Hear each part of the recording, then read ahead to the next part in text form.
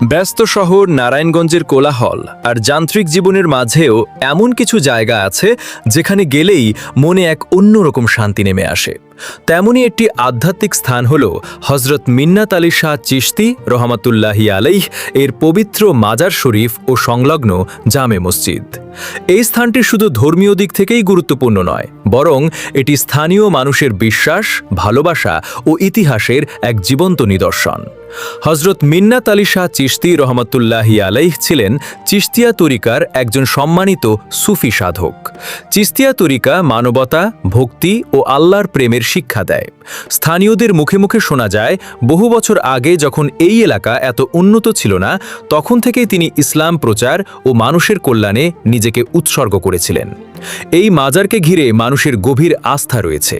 অনেকে বিশ্বাস করেন এখানে এসে দোয়া করলে মনের আশা পূরণ হয় এবং হৃদয়ে এক ধরনের প্রশান্তি অনুভূত হয়। তাই প্রতিদিনই দূর দূরান্ত থেকে অসংখ্য মানুষ এখানে জিয়ারত করতে আসেন। মাজারের স্থাপত্যেও রয়েছে সৌন্দর্যের ছোঁয়া। সাদা টাইলস, নান্দনিক গম্বুজ ও সেগুন কাঠের সূক্ষ্ম কারুকাজ জায়গাটিকে আরও দৃষ্টিনন্দন করে তুলেছে। পাশেই থাকা সুবিশাল জামে মসজিদে নিয়মিত নামাজ আদায় করেন মুসল্লিরা। নারায়ণগঞ্জের এই ঐতিহাসিক স্থান আমাদের ভক্তি, শ্রদ্ধা ও মানবতার শিক্ষা দেয়। আপনি ধর্মপ্রাণ মানুষ হন কিংবা ইতিহাসপ্রেমী দর্শনার্থী, এই পবিত্র স্থানের শান্ত পরিবেশ আপনাকে অবশ্যই মুগ্ধ করবে।